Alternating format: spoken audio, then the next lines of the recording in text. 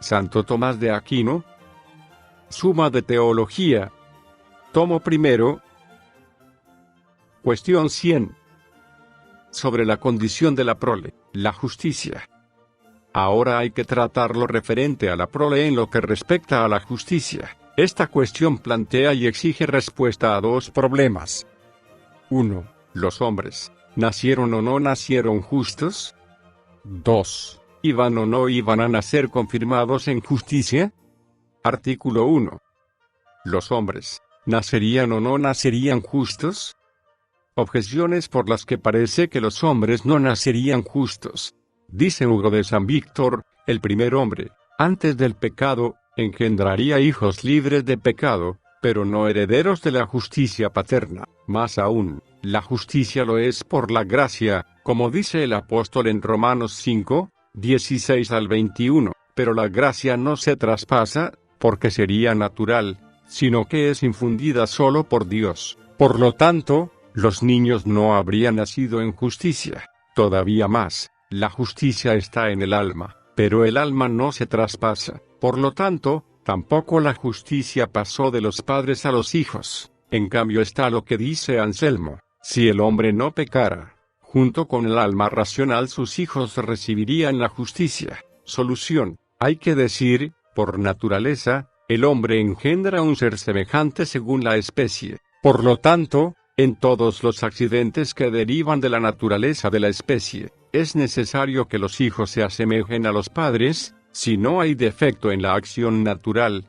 defecto que no se daría en aquel estado de inocencia. Solo en los accidentes individuales no es necesario que los hijos se asemejen a los padres. La justicia original, en la que fue creado el primer hombre, era un accidente de la naturaleza de la especie, no causado por los principios de la especie, sino por un don infundido por Dios a toda la naturaleza. Esto es evidente, porque las cosas opuestas están en un mismo género, y se dice que el pecado original, como opuesto a la justicia original, es un pecado de naturaleza, por eso pasa de padres a hijos. Por lo mismo, también se transmitiría la justicia original.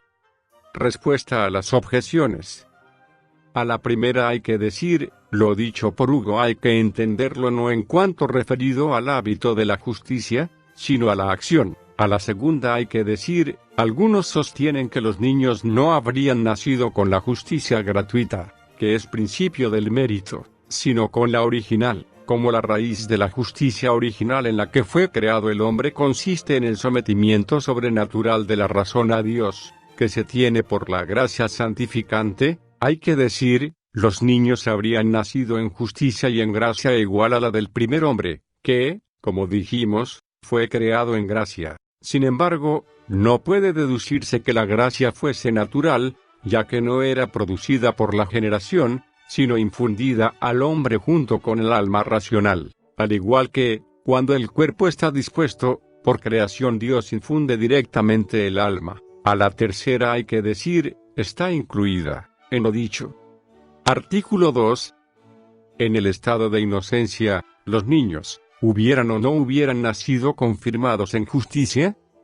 Objeciones por las que parece que en el estado de inocencia los niños hubieran nacido confirmados en justicia.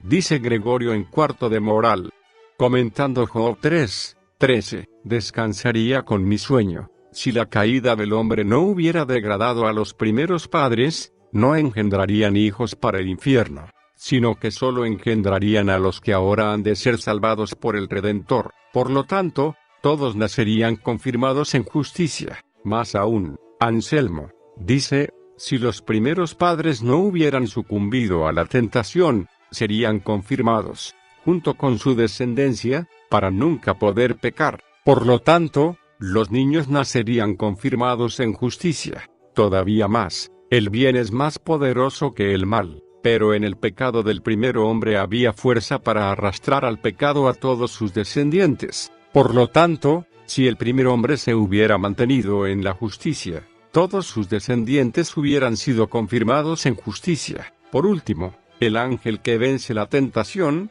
mientras otros caen, inmediatamente es confirmado en justicia para que ya no pudiese pecar. Por lo tanto, de modo semejante, el hombre, Si hubiese vencido la tentación, sería confirmado, pero tal como él era así engendraría a los demás. Por lo tanto, sus hijos nacerían confirmados en justicia. En cambio está lo que dice Agustín: cuán dichosa sería la sociedad humana sin ellos, esto es, los primeros padres, hubieran cometido el mal que transmitieron a sus descendientes, ni tampoco descendiente alguno cometiera pecado por el que mereciera ser condenado. Con eso se da a entender que, si los primeros hombres no hubieran pecado, alguno de sus descendientes hubiera podido pecar. Por lo tanto, no debieron nacer confirmados en gracia. Solución: hay que decir, no parece posible que los niños en estado de inocencia nacieran confirmados en justicia.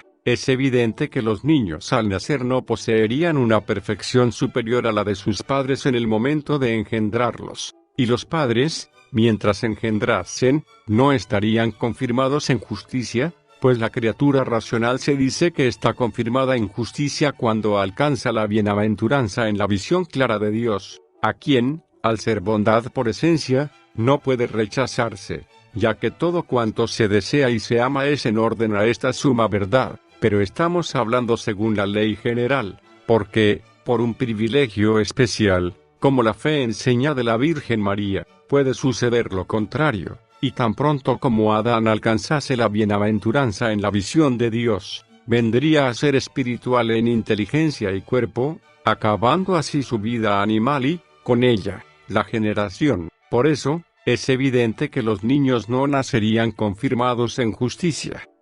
Respuesta a las objeciones. A la primera hay que decir, si Adán no hubiera pecado no habría engendrado hijos para el infierno, es decir, nadie contraería su pecado, causa del infierno, pero podrían llegar allí si usasen mal su libertad.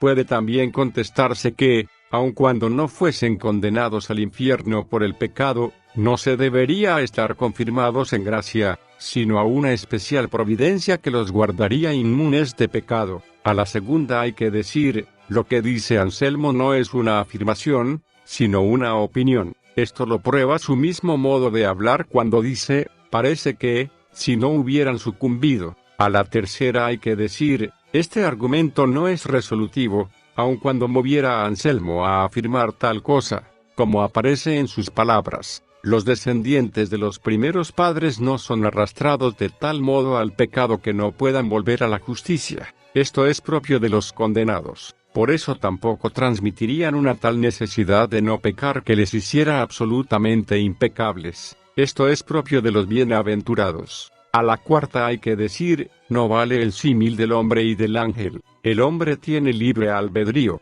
mutable antes de la elección y después de ella. Pero no es el caso de los ángeles, como dijimos anteriormente al estudiarlos.